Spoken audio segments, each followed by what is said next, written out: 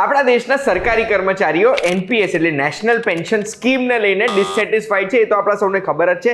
અને એટલે જ હમણાં જ આપણા કેબિનેટે મંજૂર કરી છે યુપીએસ યુનિફાઈડ પેન્શન સ્કીમ.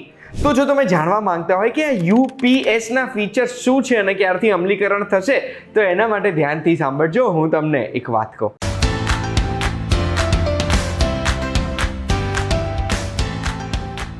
એક વાત કહું, આપનું સ્વાગત છે. મારું નામ છે ગુંજ ઠક્કર.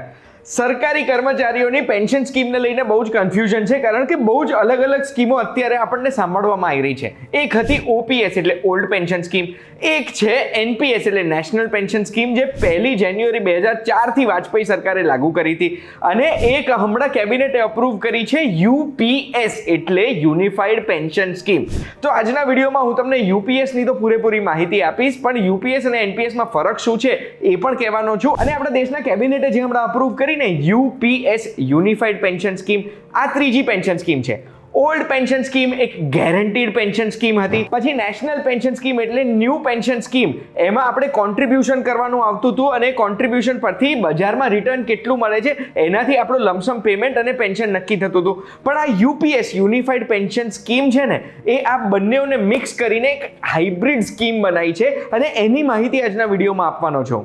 તો સૌથી પહેલા યુપીએસ એટલે યુનિફાઈડ પેન્શન સ્કીમ એ ઓલ્ડ પેન્શન સ્કીમની જેમ એક ગેરંટીડ પેન્શન સ્કીમ છે, જે ગેરંટી આપણને મળશે, કોઈ પણ સરકારી કર્મચારીને મળશે એમણે કેટલા વર્ષ કામ કર્યું છે, કેટલા વર્ષનો એમનો સર્વિસનો એક્સપિરિયન્સ છે એના ઉપર. જો કોઈ પણ કર્મચારીએ 25 વર્ષ કે એનાથી વધુ સમય કામ કર્યું છે, તો એમનો જે છેલ્લા 12 મહિનાનો બેસિક પે હતો ને મંથલી, એના 50% એમને પેન્શન મળવા પાત્ર છે.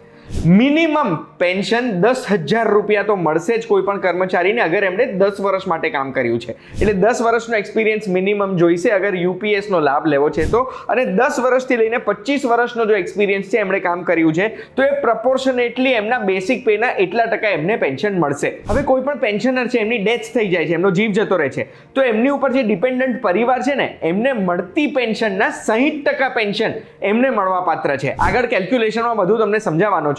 અને ઇન્ફ્લેશન ઇન્ડેક્સેશનનો પણ લાભ મળશે સીપીઆઈ એટલે કન્ઝ્યુમર પ્રાઇસ ઇન્ડેક્સના ડેટાના આધાર ઉપર. એટલે અગર જો મોંઘવારી વધે છે તો એ પ્રમાણે પેન્શન પણ વધતી જશે. કોઈ પણ કર્મચારી છે એમને રિટાયરમેન્ટ એટલે સુપર એન્યુએશન વખતે જે ગ્રેચ્યુઇટી મળે છે ને, એ તો મળશે જ, એના સિવાય એક લમસમ પેમેન્ટ પણ મળવા પાત્ર છે. આ લમસમ પેમેન્ટનો ફોર્મ્યુલા કેટલો હશે, કેટલું મળવા પાત્ર છે, તો એમનો જે બેસિક પગાર વત્તા ડીએ છે ને, એનો 10મો ભાગ દર 6 મહિના માટે એમનો જે એક્સપિરિયન્સ છે એના માટે મળશે. આ થોડો કન્ફ્યુઝ થઈ ગયા તમે, પણ ચિંતા ના કરો, ઉદાહરણ સાથે સમજાવીશ. તો હવે કેલ્ક્યુલેશન આપણે લઈએ છીએ. એક સરકારી કર્મચારી છે જેમનો પગાર ₹1,00,000 હતો, જેમાં 80,000 બેસિક પે હતો, 20,000 એમને ડીએ મળતો હતો.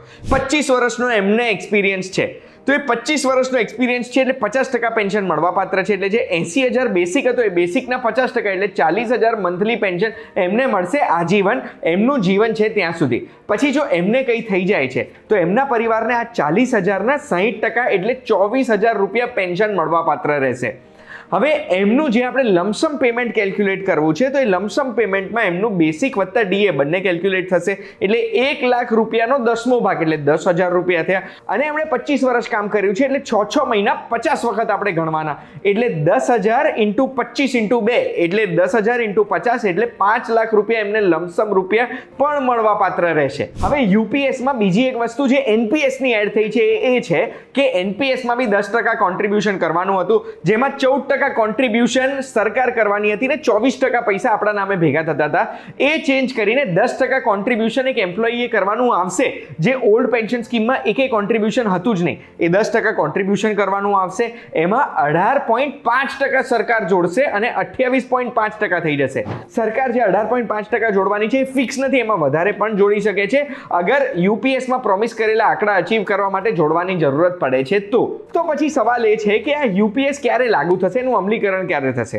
તો જે કેન્દ્ર સરકારના એમ્પ્લોઈઝ છે ને, એમાં કહેવામાં આવે છે કે 1 એપ્રિલ 2025થી આ લાગુ થઈ જશે.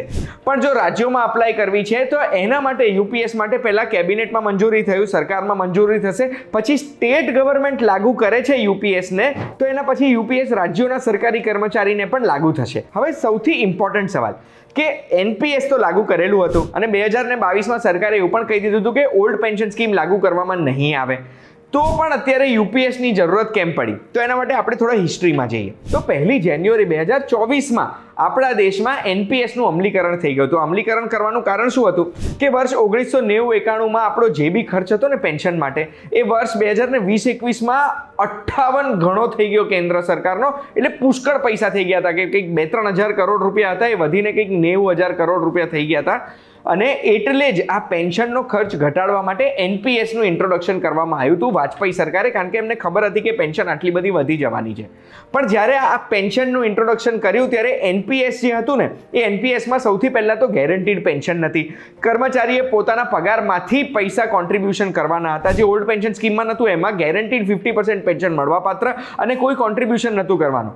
એમાં બી પાછું જ્યારે રિટાયરમેન્ટ થાય ત્યારે આપણે 60% સુધી લમસમ આપણે ઉપાડી શકીએ પૈસા, 40% પેન્શનમાં એન્યુઇટી પરચેસ થાય. અને આ બધા જે અનસર્ટેનિટીઝ હતી ને, એના લીધે ગવર્મેન્ટ એમ્પ્લોઈઝને એનપીએસ સ્કીમ ના ગમી. અને એનપીએસમાં કેમ ગેરંટીડ રિટર્ન્સ ના હોય?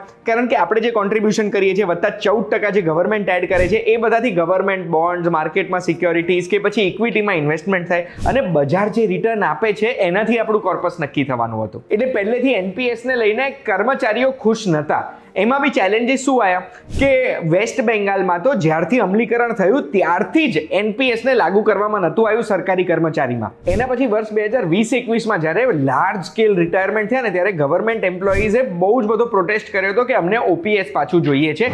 આ પ્રોટેસ્ટને જોઈને એનો પોલિટિકલ એંગલ આપીને 2022માં રાજસ્થાનમાં જ્યારે કોંગ્રેસની સરકાર આવી ત્યારે એનપીએસને હટાવીને ત્યાં ઓપીએસ એટલે ઓલ્ડ પેન્શન સ્કીમને લાગુ કરી દેવામાં આવી. એકલી રાજસ્થાન સરકાર નહીં, જ્યાં જ્યાં ઓપોઝિશનના જેટલા બી રાજ્યો છે ને, એટલે તમિલનાડુ, કેરલા, છત્તીસગઢ, ઝારખંડ અને પંજાબ, ત્યાં બધે એનપીએસ હટાવીને ઓલ્ડ પેન્શન સ્કીમનું અમલીકરણ કરી દેવામાં આવ્યું. અરે હિમાચલ પ્રદેશના 2022ના અસેમ્બલી ઇલેક્શનમાં તો આ ઓલ્ડ પેન્શન સ્કીમના મુદ્દે ભાજપ સરકાર ગઈ અને ત્યાં આગળ કોંગ્રેસની સરકાર આવી. લોકસભાના 2024ના ઇલેક્શનમાં પણ એવું જોવામાં આવ્યું કે સરકારી કર્મચારીઓ ઓપીએસને લઈને આ ઓપીએસનો મુદ્દો ઉઠાયો છે, એટલા માટે થઈને જે બીજેપીની સરકાર છે એને વોટ ના આપીને કોંગ્રેસ માટે અને ઓપોઝિશન ગઠબંધનને વોટ આપ્યો હતો. અને એટલે જ કદાચ હાલની સરકારને જરૂરત લાગી કે એવી કોઈ પેન્શન સ્કીમ લાવે જેનાથી ટેક્સ પેયર્સ ઉપર પણ બોજો ના આવે, સરકારે ખર્ચો પણ બહુ જ ના કરવો પડે, અને એની સાથે સાથે સરકારી કર્મચારીઓ પણ ખુશ રહે. તમારું આ મતે શું કહેવું છે એ મને કમેન્ટમાં જણાવો, અને સાથે સાથે એ પણ જણાવજો કે આ યુપીએસ આ વિડીયોથી તમે સમજ્યા કે નહીં. આ વિડીયોની માહિતી તમને ગમી હોય તો બસ આવી જ માહિતી માટે એક વાત કહું, જોતા રહેજો. આ વિડીયો એમને શેર કરો જેમને એની જરૂરત છે, અને આપણે ફરી મળીશું. ધન્યવાદ.